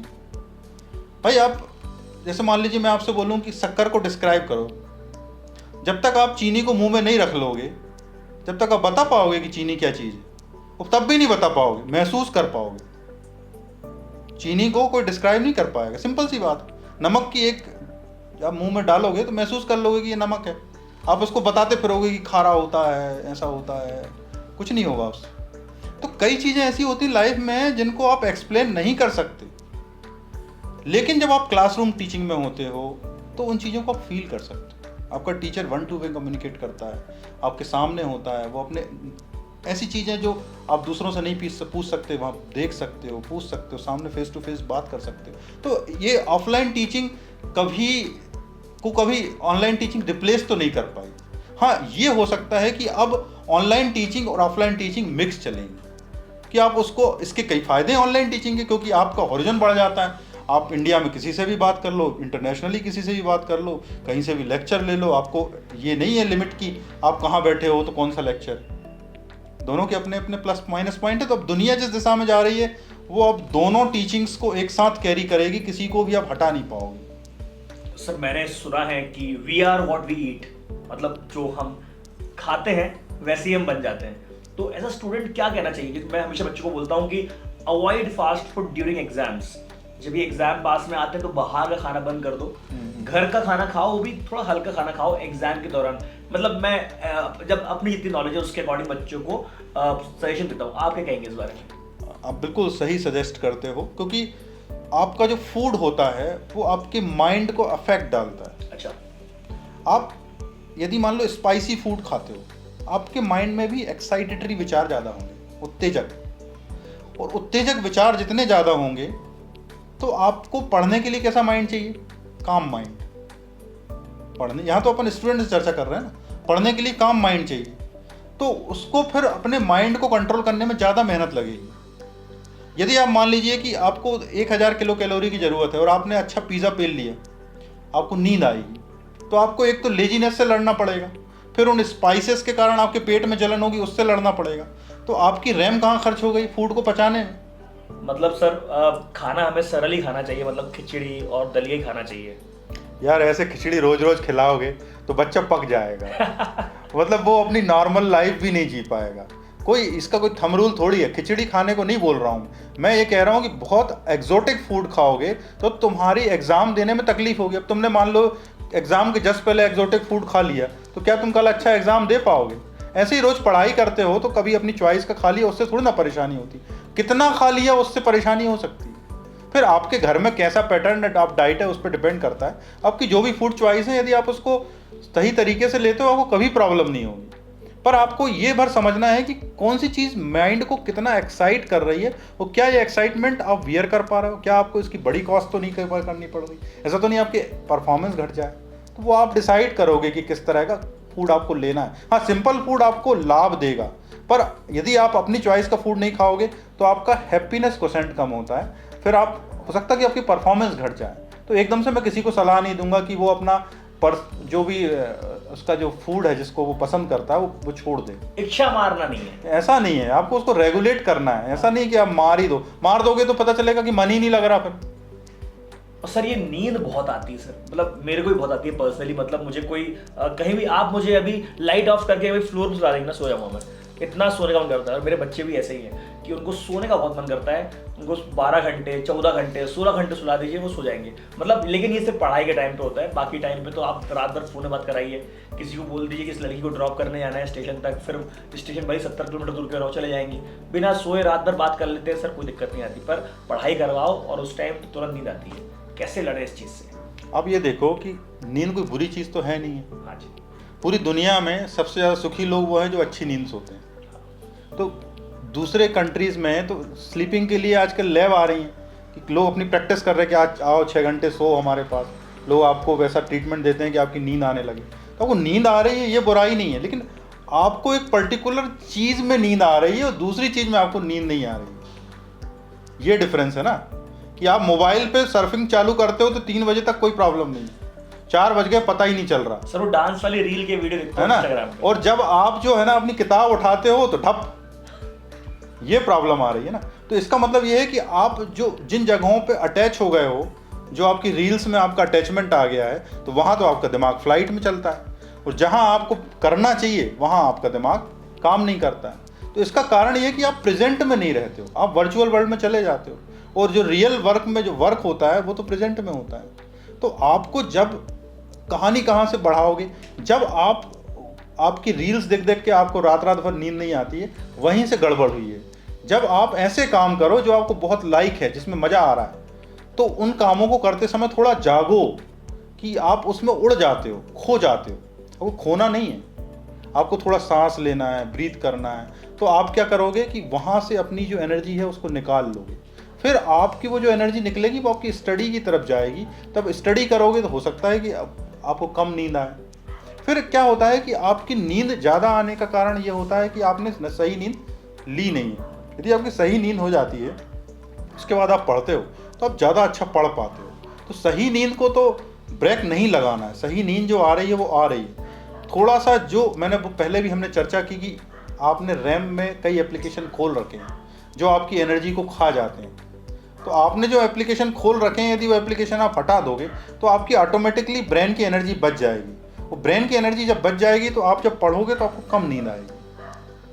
वो फूड के बारे में भी अभी हमने डिस्कस किया कि जो फूड आपकी लेजीनेस बढ़ाता है उस फूड को थोड़ा सा अवॉइड करो। फिर आप एक्सरसाइज करना या वॉक करना, इन सब चीज़ों से आपके अंदर एंडोर्फिन्स निकलते हैं। वो एंडोर्फिन्स आपको पॉजिटिव एनर्जी देंगे और आपको कम नींद आएगी। और सर ये जो बच्चे पूछते हैं कि जैसे ही पढ़ने बैठते हैं तो अचानक से सर वो जो क्लास में मॉनिटर है बहुत सुंदर सी, उसकी याद आने लग जाती है कि क्या किस तरीके से उसने मुझे बुलाया था कि वाह राहुल खड़े हो जाओ, क्लास से बाहर निकलो। कभी कभी मैडम से भी क्रश मतलब हो जाता है, हल्का सा अट्रैक्शन हो जाता है। ये सब पढ़ाई करते टाइम मतलब बहुत सारा जो है कॉन्सेंट्रेशन प्रॉब्लम आता है। तो सर कॉन्सेंट्रेशन कैसे बढ़ाया जाए, ये मेरा सवाल नहीं है, ये पूरी तरह से बच्चों का सवाल है। आप ये देखो ना कि जब आप वीडियो देख रहे हो तो फुली कंसंट्रेटेड हो, पूरा ध्यान से, फिर कोई याद नहीं आ रहा है। और जब आप पढ़ने बैठे हो तो 1000 सवाल आ रहे हैं, 1000 चीज़ें याद आ रही हैं, चाहे कोई मैडम याद आ रही हो, चाहे कोई स्टूडेंट याद आ रहा हो, कुछ भी हो सकता है। तो ये पढ़ने ही टाइम क्यों होता है? ये चीज़ जब आप अपने कोई दूसरा काम कर रहे हो जब क्यों नहीं होता है? तो ये समस्या ये है कि आपकी एनर्जी जो है वो उन चीज़ों में लग गई है, तो आप अपनी एनर्जी दोबारा अपनी पढ़ाई पे नहीं ला पा रहे। तो अब इसमें डील कैसे करना है कि एक तो ये है कि आपका कहीं अटैचमेंट बन गया तो आप अटैचमेंट बनाते समय सावधानी बरतें। फिर आप जब पढ़ने बैठो तो थोड़ा सा वेट करो, क्योंकि जैसे कि मान लीजिए पानी है। अब पानी में मान लो कि हम कुछ कचरा डाल दें तो कैसा लगेगा पानी? गंदा लगेगा ना। अब यदि मान लो कि हम 5 मिनट के लिए उसको छोड़ दें तो क्या होगा?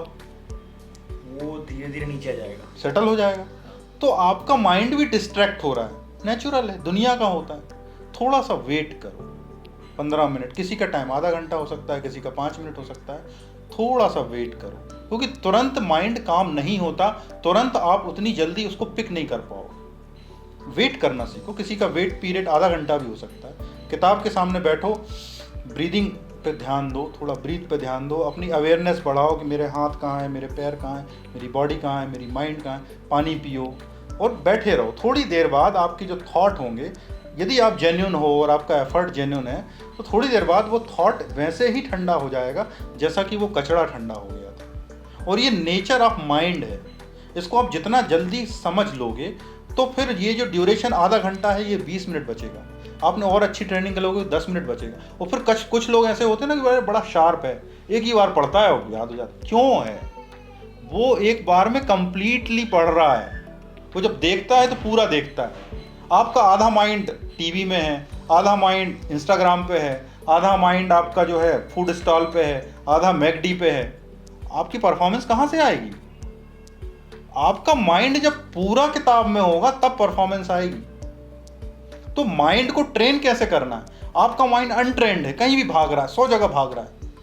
आप जब पढ़ने बैठो, आपके अंदर ये डिटर्मिनेशन होना चाहिए, ऑनेस्टी होनी चाहिए कि मुझे पढ़ना है। हाँ, माइंड का ये जो नेचर है, आप इसको समझ लो कि ये माइंड का नेचर। जैसे आप पढ़ने बैठो तो ये जो थॉट आया, पहला थॉट आया कि अरे ये क्या चीज़ है, दूसरा थॉट आया कि आजकल ये फिल्म लगी हुई है, तीसरा थॉट आया कि अब ये दूसरा दोस्त मेरा आगे निकल जाएगा, चौथा थॉट आया कि मेरा क्या होगा फ्यूचर में। आपको ये थॉट देखते जाना। ये क्या बस थॉट है, ये रियलिटी नहीं है, ये वर्चुअल वर्ल्ड चल रहा है और उस वीडियो गेम में आप बैठे हो। ये थॉट आया, फिर ये थॉट आया, आपको ये देखना है कि ये थॉट आया, मैंने देखा, मैंने इसको रिएक्शन ही मत दो। तुम जिस चीज़ को रिएक्ट नहीं करोगे वो चीज़ गिर जाएगी। तुम क्या करते हो? थॉट आया, मेरा दोस्त मुझसे आगे निकल जाए, तुमने रिएक्ट कर, साला बेकार है, मुझे भी आगे निकलना है, मुझे भी ये करना है, मुझे भी ऐसा करना है, मुझे भी आगे निकलना है। तो क्या हुआ? आप थॉट में फंस गए।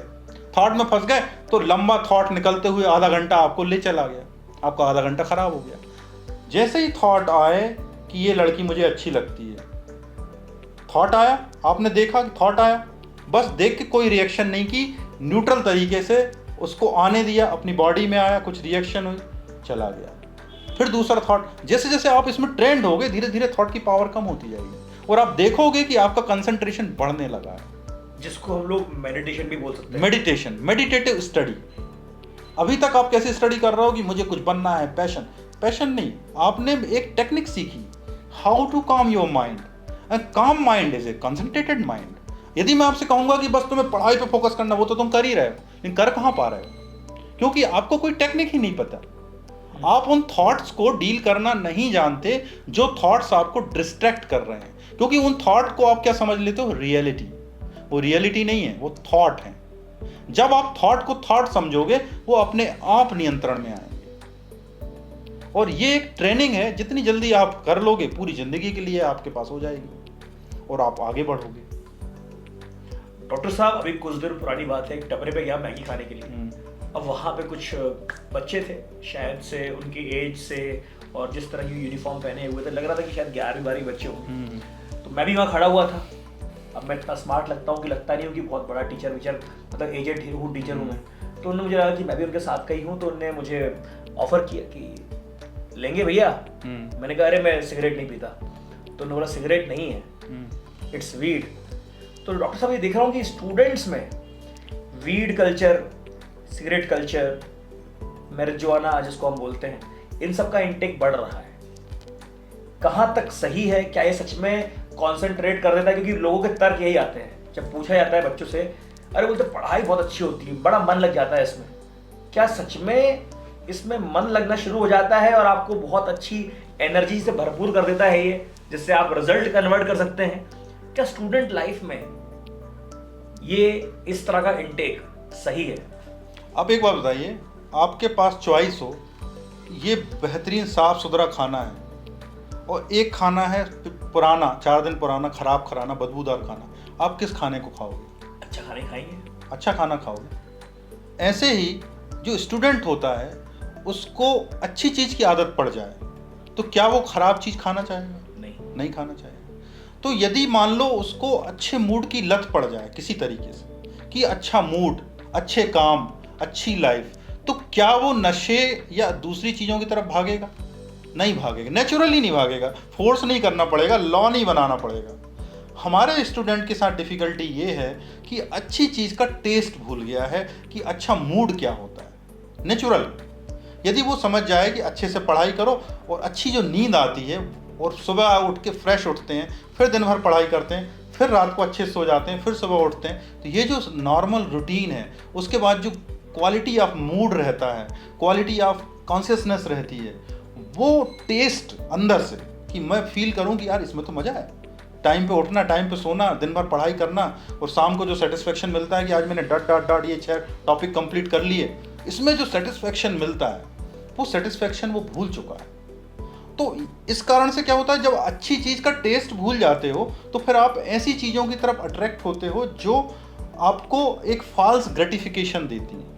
तो मारिजुआना है, सिगरेट है, ये आपको ज़रूरत ही इसलिए पड़ रही है क्योंकि आप अच्छी चीज़ का टेस्ट भूल गए हो। तो मेरा तो ये कहना है कि बच्चों से कि तुम बेटा फॉर्चुनेटली अनफॉर्चुनेटली सोसाइटी के कारण आप अच्छी चीज़ का टेस्ट भर भूल गए। जिस दिन आपको टेस्ट लग गया तो बेटा तुम फिर सिगरेट नहीं पियोगे, क्योंकि सिगरेट जैसे पियोगे धुआं लगेगा, नाक में जलन होगी, पेट में जलन होगी, खांसोगे, तो वो जो टेस्ट आएगा ना तुम्हारा, वो तुम्हारा टेस्ट उल्टा खराब कर देगा।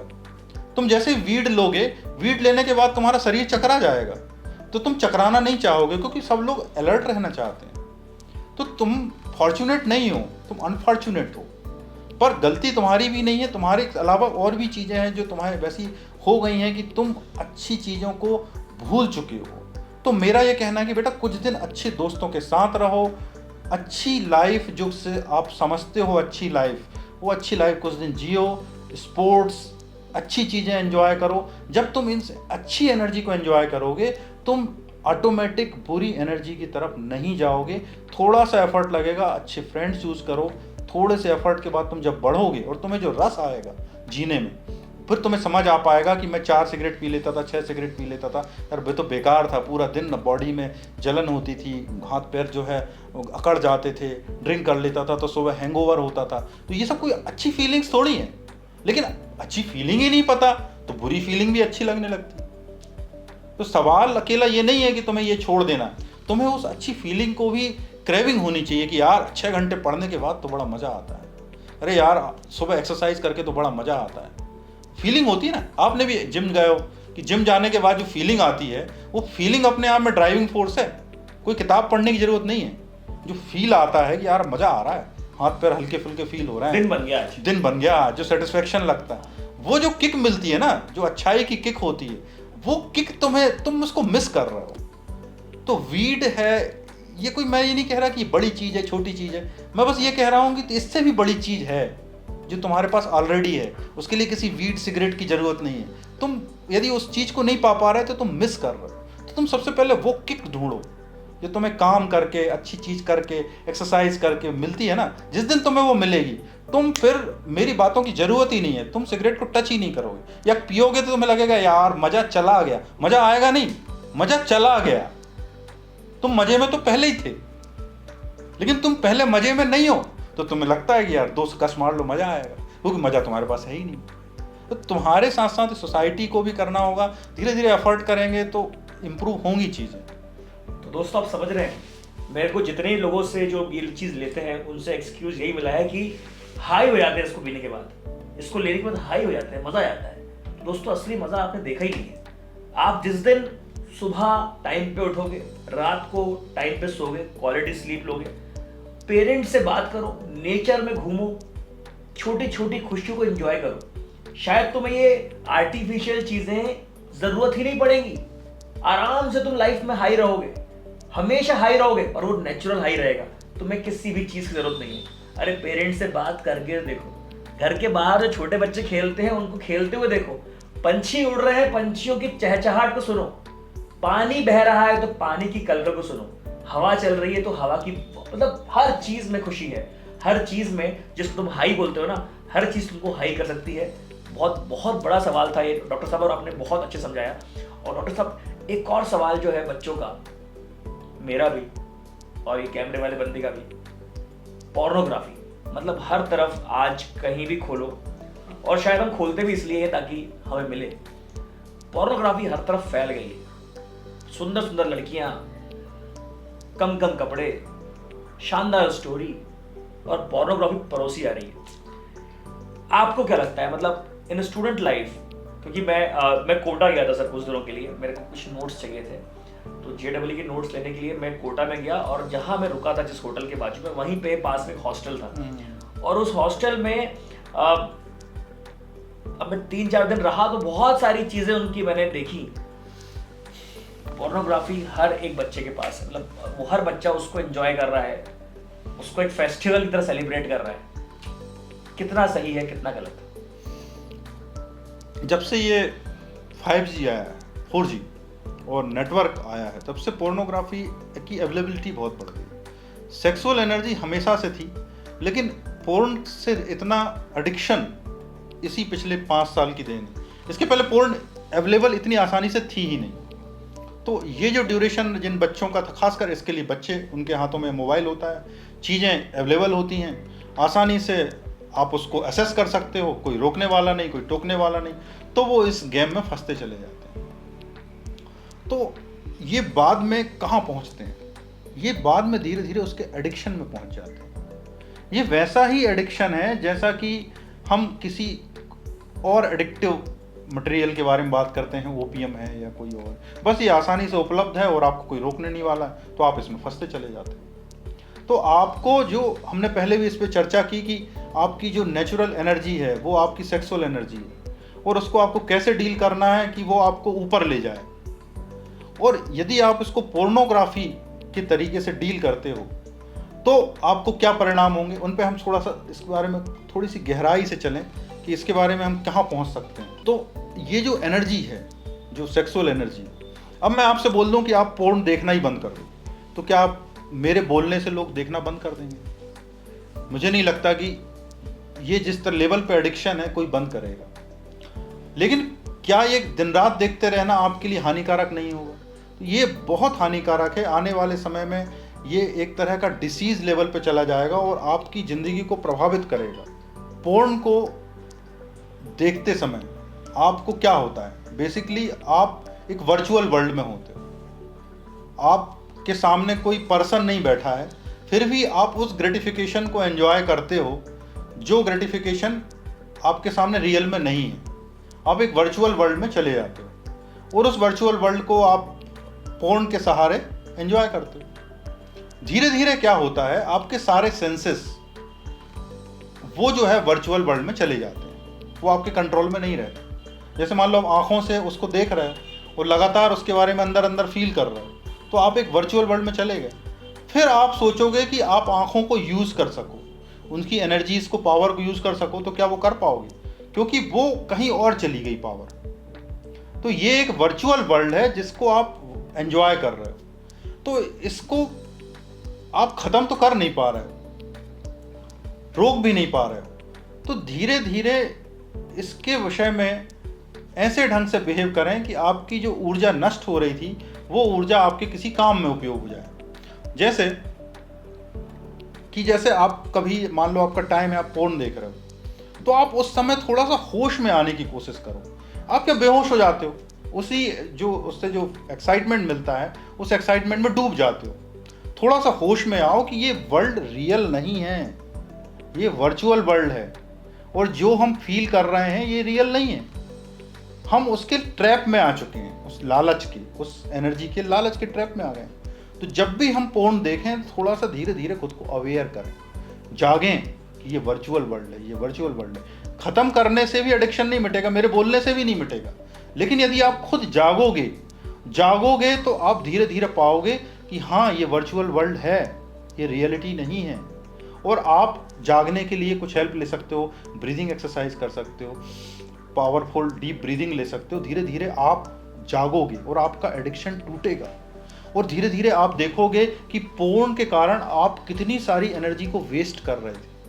और यदि आप उस एनर्जी को वेस्ट नहीं करोगे, वो मेंटल एनर्जी बचेगी और जब वो बचेगी तो वो स्टडी में लगेगी या कहीं अच्छे काम में लगेगी, तब आपकी लाइफ और आगे जाएगी। तो आप खुद को रोको मत, लेकिन जिस तरह से आप पोर्न देख रहे हो, जिस बेहोशी में, जिस फैंटेसी में देख रहे हो, कम से कम आप इतना तो कर सकते हो कि वो किस तरह से देख रहे हो उस नज़रिए को बदलो, उसे ऊर्जा की तरह देखो, उसको वर्चुअल वर्ल्ड की तरह देखो और उसके प्रति थोड़ा होशपूर्ण सजग होने की कोशिश करो। धीरे धीरे आप इस एडिक्शन से निकल पाओगे और जिस दिन आप निकल पाओगे फिर आपकी जो ऊर्जा जो उसमें वेस्ट हो रही थी, वही ऊर्जा आपको ऊंचे आयामों की तरफ ले जाएगी। बहुत बहुत बहुत मतलब आपने हम लोग को एनलाइटन किया डॉक्टर साहब। आप क्या मैसेज देना चाहते हैं कि जो बच्चे देख रहे हैं, वो बड़े बड़े एग्जाम्स के लिए, उनकी छोटी छोटी आंखों में बड़े बड़े सपने हैं, वो अपने माँ बाप के सपने का बोझ लिए, खुद के सपनों का बोझ लिए, मतलब बहुत सारी परेशानियों के बीच में आने वाली है। आप उनको क्या सलाह देंगे एंड में कि किस तरह से वो अपनी मंजिल तक आसानी से कंपैरेटिवली ईजीएस्ट वे में पहुंच जाएं? तो मेरा कहने का मतलब ये है कि ये जो सफ़र है जो आपको अभी आईआईटी के एग्ज़ाम देने तक लेना है, तो ये सफ़र जो है आप इस सफ़र को एंजॉय करने लगो, इस स्ट्रेस को भी थोड़ा एंजॉय करो, इस लाइफ को भी एंजॉय करो कि लाइफ का ये जो हिस्सा है, जो कैरियर का डिसाइडिंग हिस्सा है, ये आपके लिए ऐसा ना हो जाए कि ये ज़िंदगी भर आप इससे उबर ना पाओ।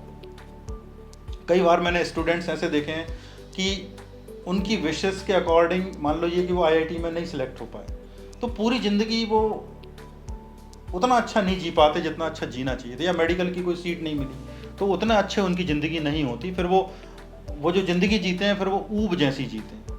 इसका कारण ये था कि उन्होंने जब आईआईटी का सपना देखा तो फिर ऐसे ढंग से देखा कि फिर उसके अलावा कुछ नहीं, ये सक्सेसफुल होने के लिए ज़रूरी भी था, लेकिन इसके अलावा वो भूल गए कि इसके बाहर भी ज़िंदगी है।